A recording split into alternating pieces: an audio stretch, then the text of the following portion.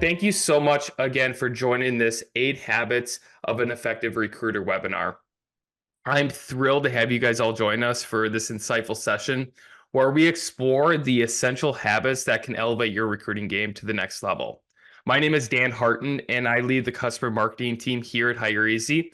And we have a ton of things that we want to do. And the most important thing is giving back to the community on tips and some tricks to figure out how to be the best recruiter and sourcer and recruiting TA professional that you can be in your career. We wrote a blog about a month ago of taking industry experts on figuring out what are the habits of an effective recruiter and what have they done in their career. One of those habits came to light, and we interviewed Austin George, and one of that effective habit was building a strong pipeline of candidates. So today we're focusing on that habit. In the ever-evolving world of talent acquisition, having a robust and dynamic pipeline is not just a necessity, it's a game changer. Before we get started, think of like maintaining a healthy candidate pipeline like tending a garden. Just like the gardener plants seeds, waters them regularly, and ensures that they get the right nutrients to grow, a recruiter must constantly nurture their candidate pool. And it's not enough just to plant the seeds and walk away. You need to tend to your pipeline consistently to ensure it flourishes. So today we're going to learn from Austin George. He's a master professional in the talent acquisition space, a sourcing specialist, and we're going to tap into kind of his experience at Health First and other organizations and how he's done this very successfully. So without further ado, welcome to the webinar, Austin. Tell us a little bit about your background and your experience.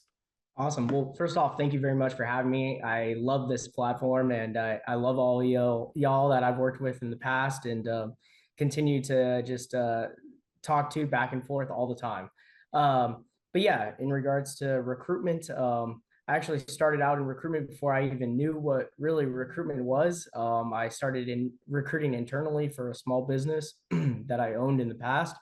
I've been in recruitment now for nearly 10 years, and HR as well. And one of my first opportunities was actually recruiting for insurance agency owners. So I started out in that sector, did that for a long while, was very successful, branched out to different insurance companies, and quickly became my own recruitment staffing agency. And then from there, I got brought on. I realized I needed a mentor because, I taught myself from the ground up. It was nice, it was working well, but I would have loved to have some formal training. And just so happened that a mentor reached out to me, was looking for a wonderful recruiter. And I was just honored that I was in his outreach message. And I accepted the message. And sure enough, I went off to a company called Bureau Veritas, global leader in what they do, certification and inspection. And that gentleman's his name's Trent Cotton. And he's still my mentor till this day. Did really well at that company, branched out to numerous different business elements, different divisions within the company. And it was a big honor. We ended up actually building out a whole entire new recruitment system and pipeline for numerous different divisions. And shout out to Hire Easy for that. If I ever have a say so, and I have in the past, as far as what platform to use, it would be Hire Easy. That's not, I'm not paid to say this or anything, but it's truly an honor. So thank you guys for that platform, first off. But yeah, really successful in that role. Then branched out, got hook, line, and sinker to go into another company, and went and started overseeing the US recruitment team for a small startup in tech. And I loved the opportunity for myself to kind of branch out and go into the tech field. Was there for a little bit, and then went off to Hatchworks, a global company, more so nearshore software development. Wonderful time there. I actually got to be back with my former manager and mentor, Trent Cotton. And then fast forward to where I'm at now. I'm a sourcing specialist at Health First. We are definitely hiring. So anything healthcare, I oversee a lot of different roles to try to assist with. So, and I'm responsible for building their pipeline. Awesome. In all those situations, all those companies, you know, uh, you're going to have a lot of volume. And the only way you fill those roles is with a good candidate pipeline. Mhm. What does that mean to you? In that blog that I'll put in the chat, Yeah. you had a quote that said, a recruiter is only as good as their pipeline. Walk us through, maybe for the audience, what is pipeline and what does that quote mean to you? Maybe expand on that. Yeah, I think that's a great question. So I believe they're only as good as their pipeline. I even believe a recruitment system is only as good as the pipeline too, because you could have some of the best recruiters out there, but if they don't have anybody to reach out to or call, they're in trouble. Then they start working as like a call center. And I've had companies, I'm not going to ever call them out, but I've had companies that I've partnered with, as well as companies that I've worked for in the past. And at first, they had pretty much a call system going on. And that's not what recruitment is about. You're supposed to be ahead of the game. You're supposed to plan for future events. And if you don't have those candidates, you need to go out and find them however way you can. And I'm a big believer in building for the future, not just for those roles that you have now, but imagine if you recruited and you properly sourced them for years down the line. And that way you could kind of control your market as well. So that's pretty much what I've done in each and every one of the positions is just building it out, building that pipeline, and just really nurturing and growing it, right? Because sometimes those candidates they're not available right now, but you need to take fully detailed notes, you and your recruitment team, and set up some reoccurring system to be able to reach back out to them at a new given date. In your previous experience, was how do you set that up? What is the structure in place that you have to do in order to set something up, whether it's not now, but maybe in the future for candidates? Yeah, great question. I believe good ATS CRM systems, they'll have it in place. Again, shout out to HireEZ. I've used you guys a ton in the past, and I love the feature where you can adjust it, you can edit the pipelines and whatnot, and I get pretty nerdy with that. But um, I've always had like a hold for future opportunity pipeline, or even the pipeline section on there. So I think that's one way to set up.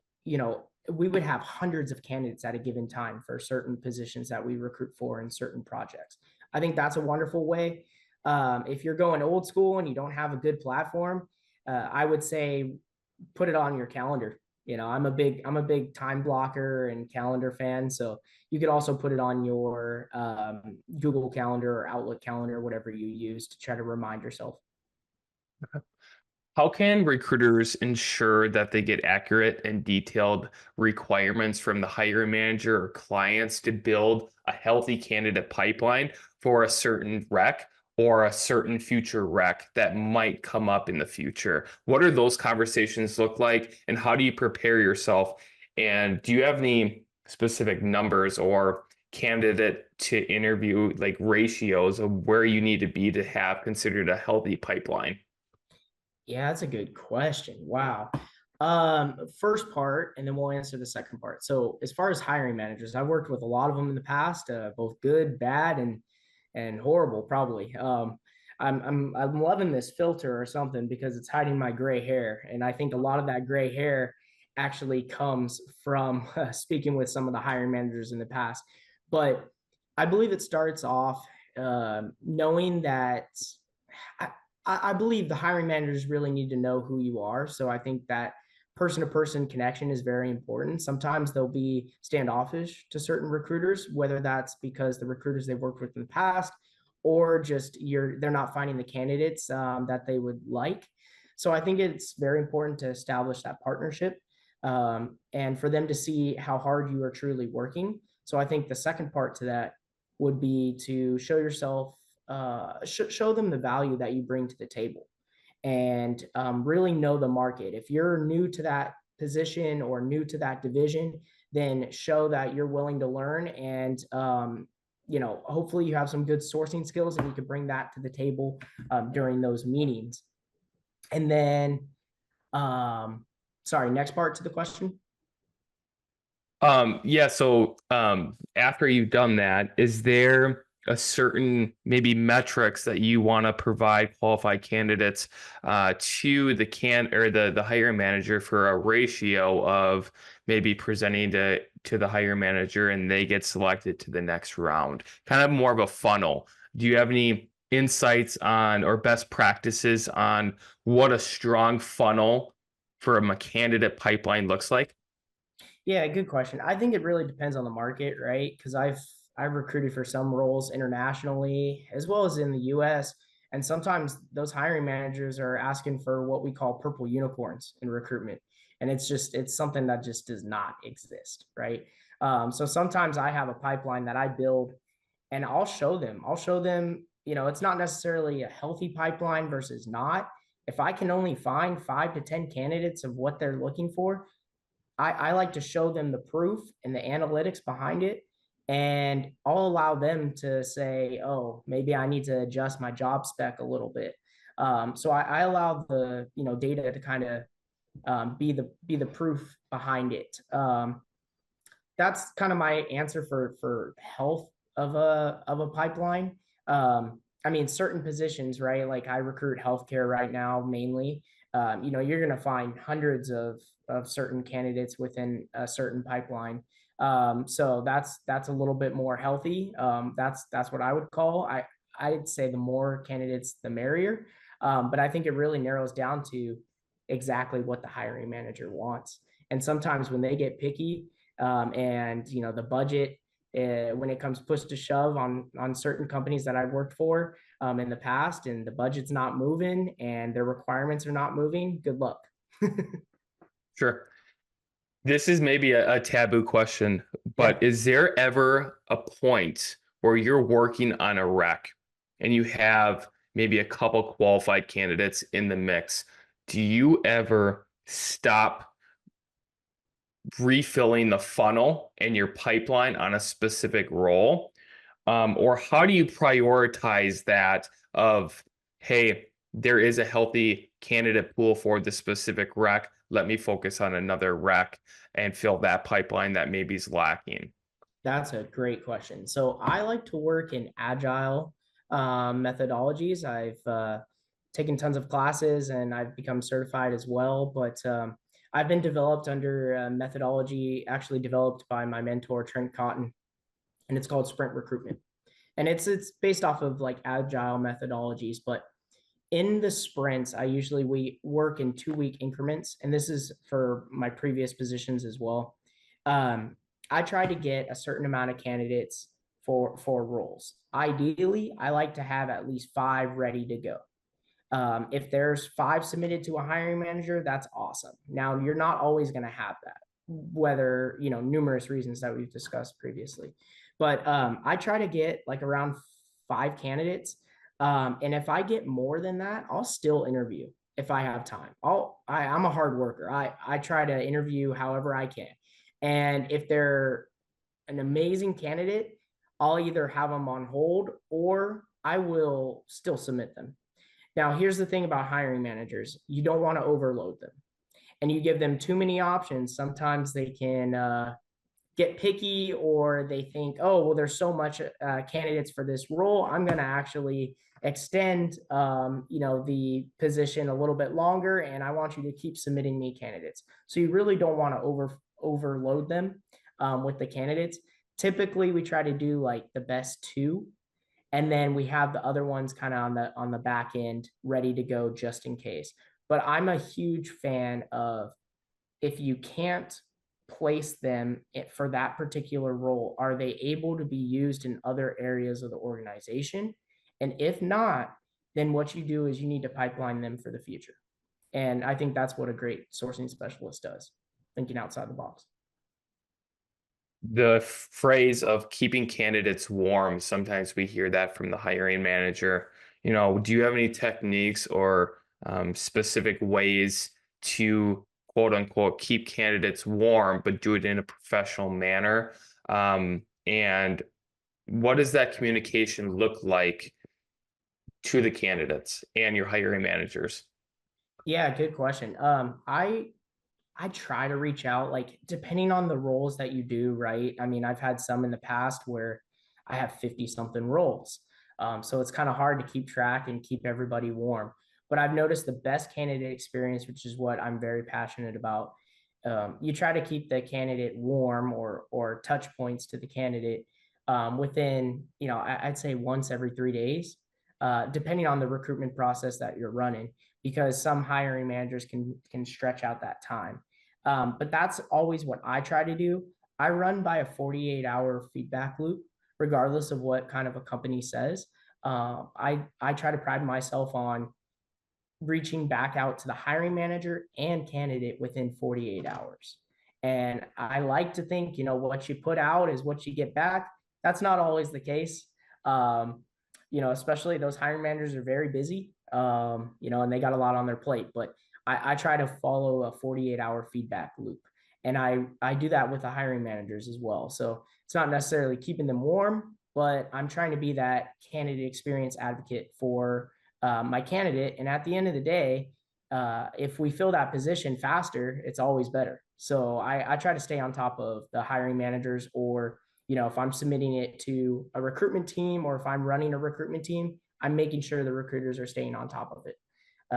Whether that's to the hiring manager, or if they need information from the candidates, I make sure they stay on top of it. How about building a pipeline before the candidates get in process? Brooke Amato said a question in the question and answer. And feel free, whoever's attending this, feel free to throw it in the chat if you have questions in real time for us. And I love the interaction back and forth. Yeah. But for example, if you're building that pipeline for a specific skill set, a specific rec, and Mhm. you're in the sourcing stage, what is your messaging to your pipeline if you don't have an open rec right now currently for those individuals? Maybe more of like a campaign of rediscovering those former candidates, or just getting them engaged, re-engagement, and continue to get them engaged with your company, your product, you yourself, and get them interested. What does a messaging look like to those people? Yeah, that's a good question. You're trying to just stir the pot. You're trying to get those new candidates, or the candidates that you spoke to before. You could get as intricate as possible, right? So, I mean, if there's a pipeline of 10 candidates that you really like, and you want to just kind of keep them warm and introduce again, get very personal with it. If you had a couple conversations with them, ask them how they're doing. How's the Wisconsin weather, or whatnot. Just try to spark that conversation.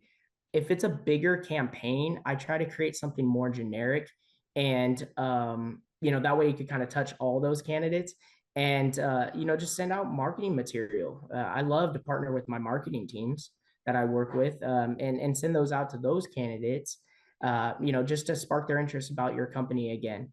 Now, if you're an agency and you're working with certain clients, um, I would just lean toward that more generic route, because you're not necessarily promoting your own company, but necessarily you're quoting the client, or you're advertising the clients, and that's a little harder to do. With this topic and building a successful pipeline, walk me through the evolution of a recruiting CRM and how has that impacted building a pipeline quicker, smarter, and more agile throughout that recruiting process. Yeah, definitely. I won't publicly shame some others that I've worked with in the past. I try to be a positive person, but I've worked with some where not only it's going to cause you to lose hair, it might cause you to go gray. But in all seriousness, it's going to cost you thousands and thousands of dollars, or even more than that, really, on blowing up a candidate experience, not hiring certain roles. I've seen it first and foremost. I mean, most people, what they use Indeed, LinkedIn for sourcing. Not to say they're not great. I still use both platforms, but plugging in Hire Easy here, you guys can source with those, right? So I think I think it's everything really when you have a good CRM system in place, and you're able to utilize it to its full ability. Because if not, you also tend to lose track of your candidates, which I think is a big issue that I've seen in previous companies. You'll reach out to them, you don't have a good place to store them. Everyone else stores them different ways. It's not good when you don't have continuity within the recruitment team. We talked a little bit about, what techniques can a recruiter use to create both micro and macro pipelines, and how can a recruiter leverage custom Boolean searches to find that best talent as they build up pipelines for recs that they're working on now or the future? Walk me through some of that. Yeah, that's a great question. So I nerd out over sourcing. So, um, creating custom Boolean searches, a lot of people don't know this, but you definitely got to use those quotation marks. You definitely got to use the or in the and section, the or in the and functionality. You can even do not. That's typically what I do. But here's a tip and trick that I always do as well. After I'm done sourcing, I try to always come up with different ways to say the name or the job title that you're searching for, right? So here's an example. I do RNs, right? And I'll type in RN and I'll run a search like that. And then you'll be surprised, you'll run a search on registered nursing. And then I've done some training as well. You can also do like registered nursing, and one of the words maybe tweak the spelling a little bit. And sometimes you'll get nurses that way because they accidentally, put their job title in LinkedIn wrong. So I think that's a great way of doing it. Something that I've found as well when you're going through pipelines and building, you're going to want to do micro and macro pipelines. Definitely. If your company offers relocation, you want to take advantage of that. Don't just assume that they're not going to relocate. Try to find your pitch, to get them to relocate. Another way that I do things as well is I look at competitors, within the area or within, even farther than the area. And I try to look at their, top candidates that they have as well. Awesome. Part of building a pipeline is just engaging with the candidates on a personal professional level, and taking all this insights on your sourcing abilities and the information that you gathered, and kind of create a campaign to these individuals for now or in the future. Do you have any recommendations if someone does reply back to you and say, hey, timing isn't right, how you can remember to follow up with that candidate to get them back engaged with them? Do you have any tips, whether it's you have a system in place or maybe somebody from the audience doesn't have the budget or resources? What is one way to remember these candidates to continue to build the pipeline for the future? Great question. So if you're a recruiter, you should be doing this. If you're a sourcing specialist, if you're not doing this, then I feel like you shouldn't be in the position that you're in. And there's a couple ways you could do that. So I utilize free methods. It just depends on what your company, is willing to pay for. But I've done this in the past, and I currently do this. Is Microsoft OneNote. Absolutely love it. I create a little tab folder that is my pipeline candidates, is what I call them, or future opportunity candidates. I put them in there. Just name, date, and maybe expected date of when to reach back out to. I've done that in the past. If you're waiting on a certification or they tell you, and then I put down their title. That way you could circle back to them. And then I also do Excel. You could put them in Excel or Google Sheets. Again, I love HireEasy's future feature where you can put them in future pipeline use. Awesome. Awesome. There's a couple things that you hit on from HireEasy standpoint, that we had been released. And one is the campaign, and then the nurturing campaigns of officially managing, monitoring, and optimizing outreach campaigns. while tracking vital metrics from the data-driven decision making. So understanding if you send out a campaign, a nurturing campaign to a group of people within your project, because they're good, talented people that you want to have them work for your organization, timing has to be right for everything, right? Yes. But it gives you an opportunity to continue to re-engage with your brand.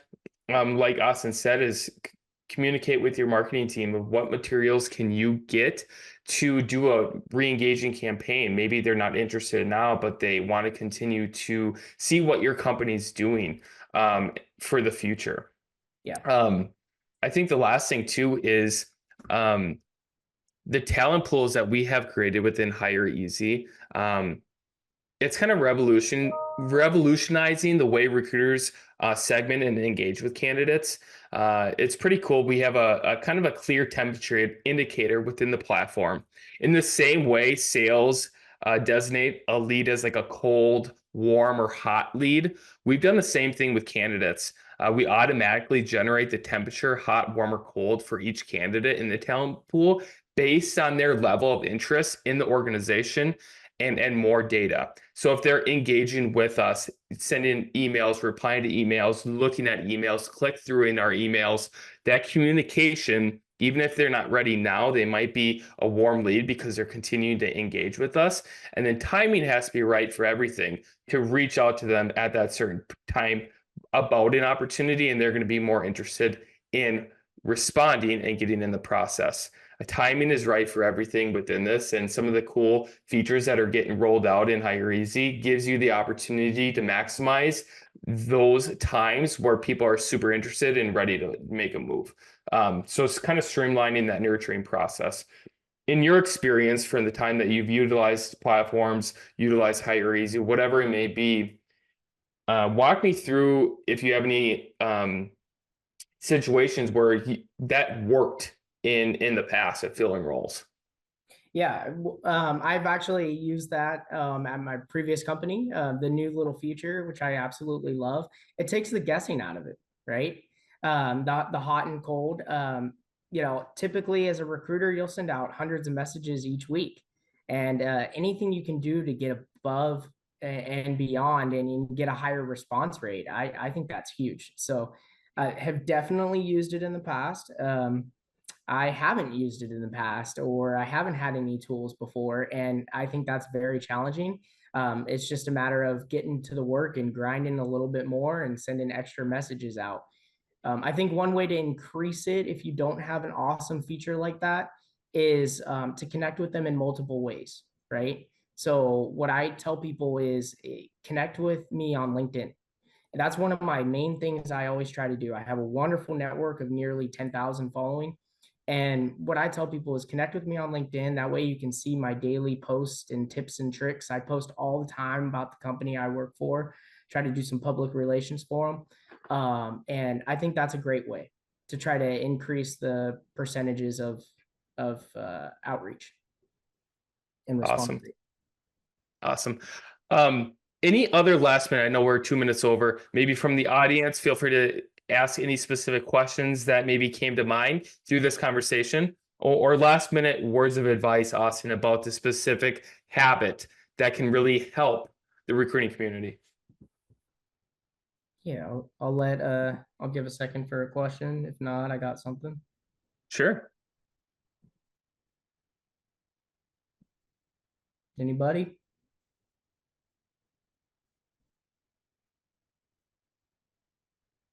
Okay, I'll Shy go. group, which is totally fine. But any last minute words of advice, anything around this specific topic that can elevate the recruiting community about building a successful pipeline? Yeah. I would say here's the thing, there's tons of free tools out there and learnings. I've become a nerd with sourcing, with all things recruitment and candidate experience. There's tons of free tools out there. I use YouTube. A great mentor of mine has told me you better spend at least 3 hours of your work week learning new skills and tips and tricks. And I do that. And I think part of the world that we're in now is utilizing AI and sourcing. And we could definitely get into that on another webinar and topic. But I definitely, love utilizing that. So I would recommend, doing tons of research on how to properly source if you're a hiring manager or recruitment owner, or even a recruiter. Like you need to dive into these tips and tricks, and they're free knowledge out there. Awesome. I know I saw Clifton's hand raise his hand. Clifton, do you have a question?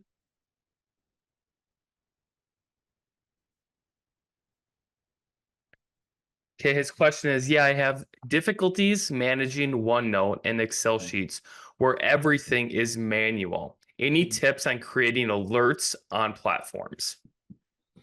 Yeah, you're right. Everything's manual with that. So again, leaning the free route, you can utilize if you got an iPhone, set up reminders. I've done that before. Like I said, I've been super old school, right? Because when I first started, there wasn't all these tips and tricks and new platforms out there. If you have a good CRM system in place, they'll do the reminding for you. They'll even send it out, a week in advance. But yeah, I would recommend, going on your phone, setting up reminders to reach back out to those candidates. What you can do is like, hey, reach back out to this project pipeline. You don't even have to do the candidate, right? You could just remind yourself, set up auto reminders. That way you stay on top of it. Awesome. Any other questions as we wrap up today?